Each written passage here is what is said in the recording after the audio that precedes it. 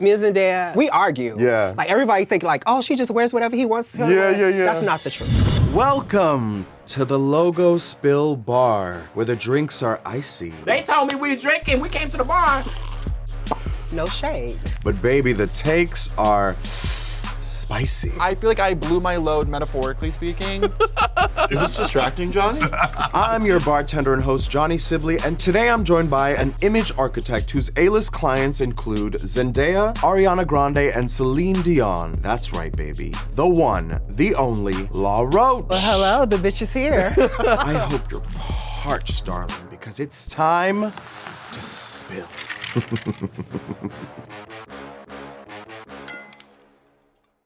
All right, let's give a cheers to you. Cheers to you. How's that, good? Divine.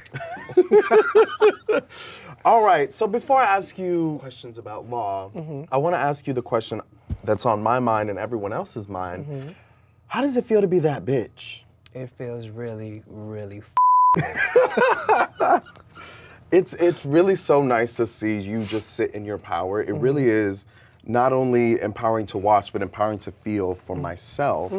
Because, you know, especially as queer people, it's like the world tells you to stay small, to dim your light. And you're like, no, Yeah. I'm not only I'm gonna show you my light, but I'm gonna show you the light within everyone else. How does that feel? Thank you. It feels great.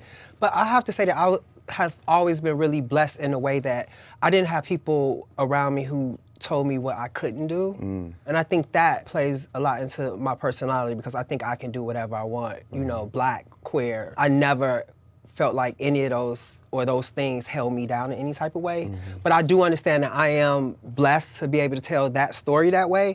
But yeah, I just go out and whatever I want to do or who I want to be, I just be it. I've been blessed in that way. I read that you call yourself an image architect. What would you say is the difference between an image architect and a stylist? For the most part, I came up with the title because I wanted to be shady because I felt like all these other bitches didn't do what I did. Okay. But no, and I actually went and trademarked it, so I'm the only image architect in the world. Okay. When I deep dive into what I thought I was bringing to the industry, I felt more that than just a regular stylist. Yeah. So. You were the first black person to be named Hollywood Reporter's Stylist of the Year in 2021. Yes. In 2022. Yes. What do we think about 2023? I deserve it again. I agree. This interview is not going to be humble.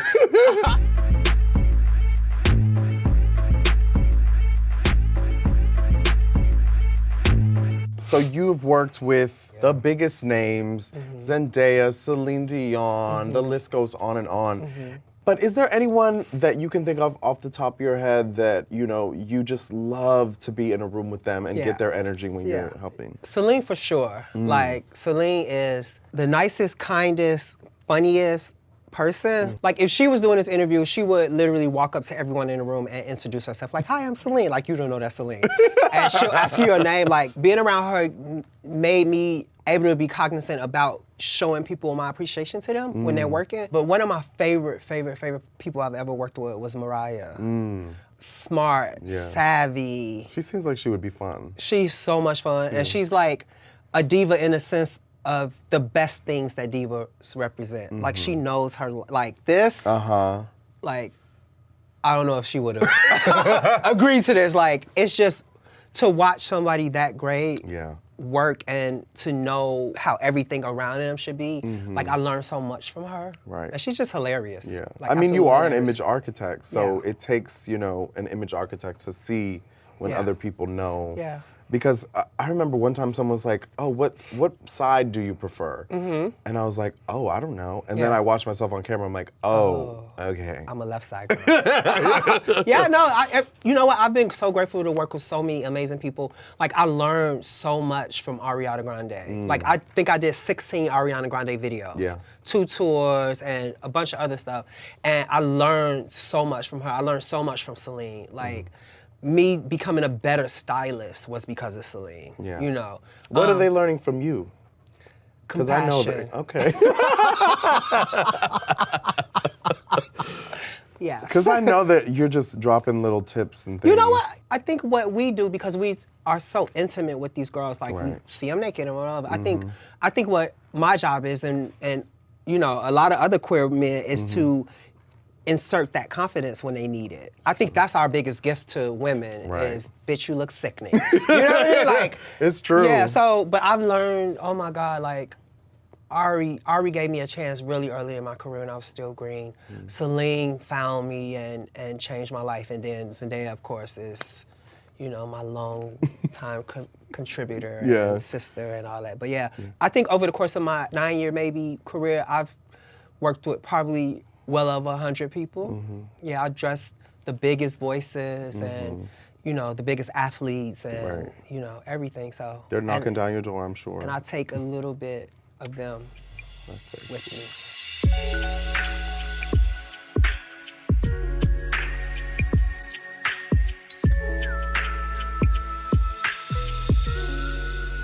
Most recently, you know, teased the return of Zendaya to the red carpet and did not disappoint. We didn't disappoint at all.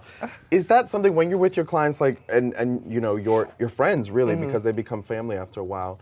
Is that something y'all like laugh about, or you're like, we're gonna snatch these wigs, we're gonna, you know, like? No, she and I talked about it because she's been gone for a while. She hasn't been on the carpet in a long time, and she is a fashion girl. She is a red carpet girl, and we love to see her in the movies and the projects, but at the end of the day, we all wanna see her on a carpet.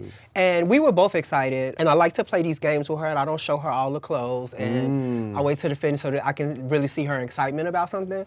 So that's what we did, and you know, I just let the girls know that she'll be out, so you might want to change your plans and not show up or show up first. You know what I mean? No, that's just kidding. It's like when Beyonce drops an album, it's like, maybe do it next Friday. Or, a month from now. Yeah. And I love that she's still excited about the fashion and the gowns and the carpet and the hair and the makeup.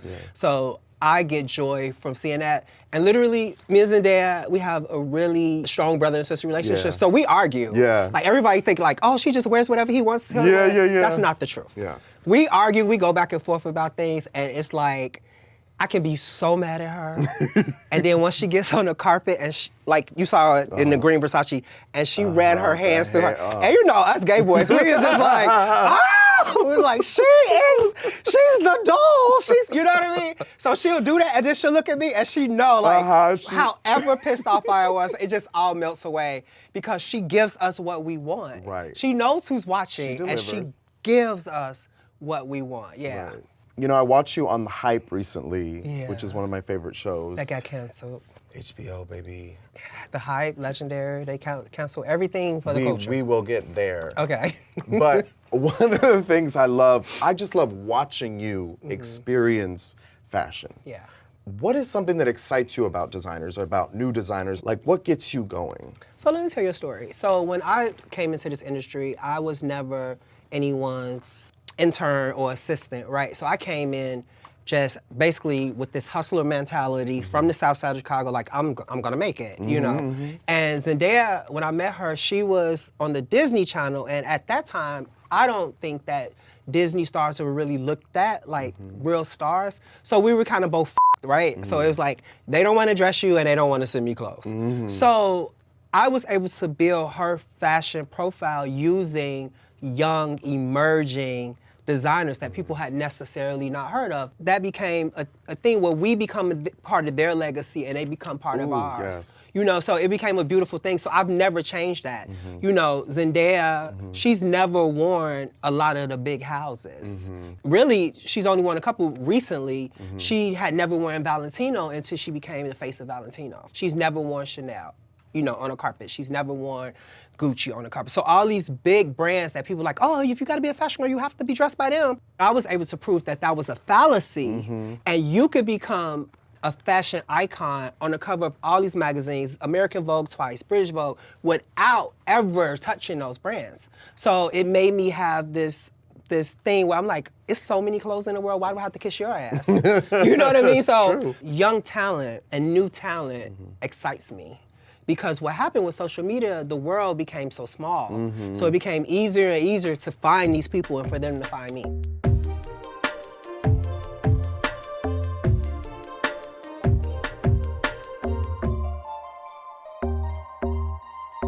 Well, legendary, you were the no holds barred, confident, said what you needed to say, judge. Judge. Over the 3 seasons, was there a favorite moment that you had on set? You know what? Actually, I think season 3 ended up being the best season just because of my relationship with Keke Palmer. Yeah. Yeah. So I think season 3 was very interesting. It was fun. I mean, I love the moment where, you know, she was like, "Oh, you're just so tired." And you looked and you said, "You ate that." Yeah. What is it about you that likes a little tussle? I love a tussle. I love a tussle. I love when people like stand up to me. Yeah. You know, and she went through that whole thing and it was like, you ate that. You know what I mean? Like, let me give the girl the flowers because for me, I look at it as a job and I look at it as television. Right. I'm not offended by any of Right. that. I'm not offended by anything, honestly. Like, people can drag me and say it, and I'll just be like, okay, that's your opinion, like, who cares? I'm just, you know, at this age, I'm just like, I don't give a fuck. That's But honestly the scariest thing for people because when you don't care. you're taking the power away from them. And I thought what she said was, like, relevant, and I was just like, you ate that, you know? Well, since you do like to tussle, do you think queer people are more inherently stylish than straight people? Do you see us? Do you see these boots and this sweater? Are those Rick Owens? Yeah. Work. But yeah, I actually think that queer people are special. Like, I really kind of think that we were born with something that just makes us creative and better at certain things than everybody else. Yeah. Yeah.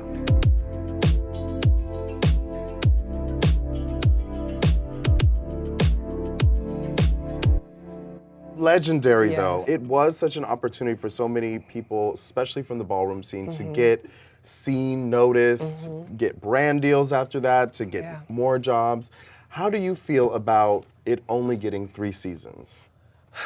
This is really like tough for me because I'm technically not a part of Ballroom, but like I've been obsessed with Ballroom for years and years and years, and I've always went to balls, and some of my best friends are mothers of houses and all that, so I grew up with the scene but without actually being in it. And one of the things that made me so proud is to see people who competed on the show go on to do all these things, you know, music videos and tour with artists and brand deals and all that. Because again, I think the best way to help someone and change their life is to do it financially.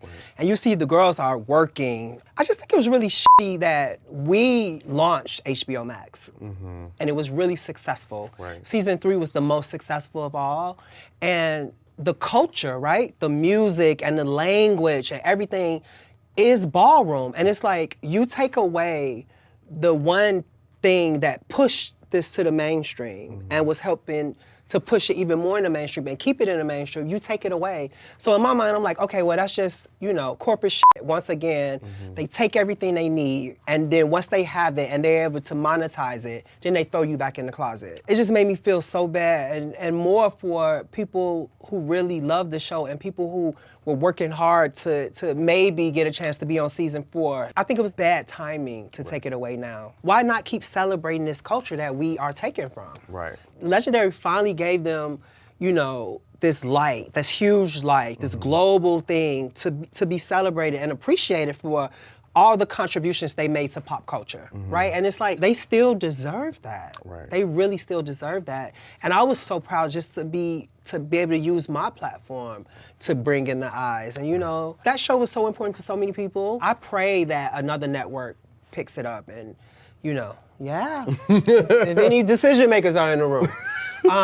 You know, I just think, you know, gone too soon. Right. A lot of queer shows are gone too soon, and I hope that we can do better. Yeah. Because we're watching. You know, the mafia does exist.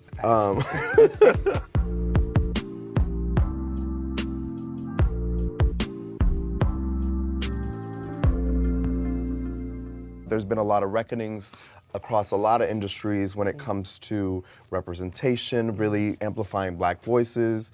Do you feel like it's performative or is it progressive, what's happening right now?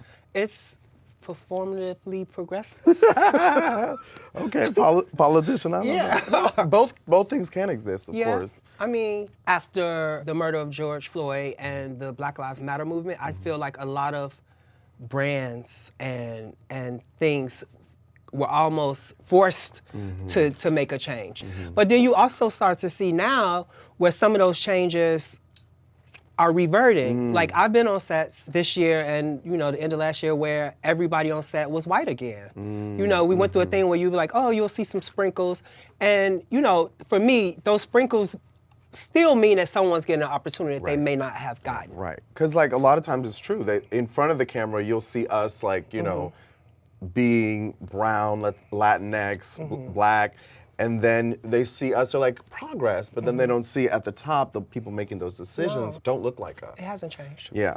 So is that something that you feel like, you know, because of the platform you have, the career you have, that you have the opportunity to change that?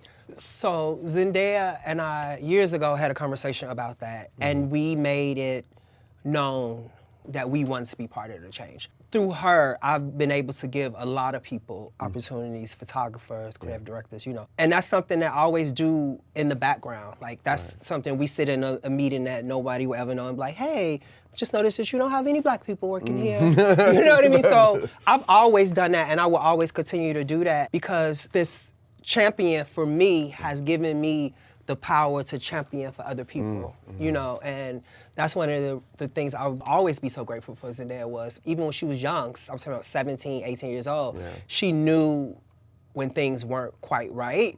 And she always gave me the allowance to be the voice to say, this isn't right, you know, and yeah. And even her champion for me and making sure that I'm involved. Like, I could not exist at the level that I'm out without her, you know, and she understands that. Like, for black stylists in Hollywood, we cannot be who we are if black talent don't book and hire us and support us.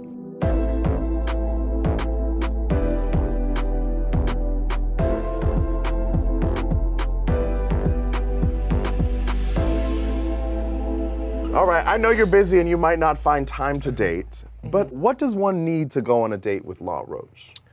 Okay, that's a really interesting question because I don't really date. This is gonna sound probably really sad, but I've always wanted to say this in a public space. I don't think that I was put on this earth for romantic love. I've always felt, even growing up, that I was put on this earth to be adored and for me to help people and to love people. I don't really feel or desire romantic love. You know, I want to love the masses.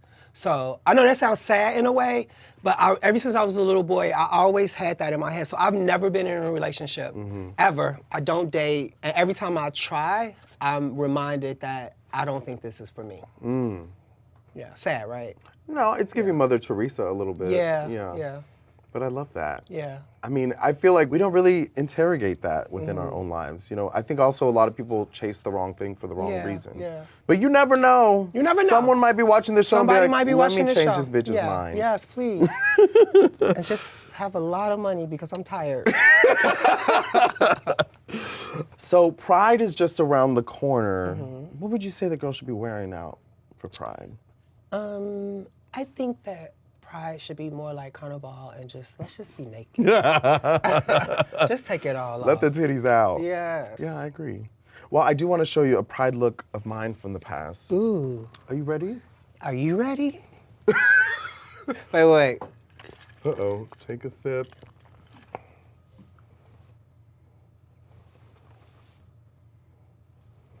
What's it giving? I'll just say this, I love a girl that loves a theme.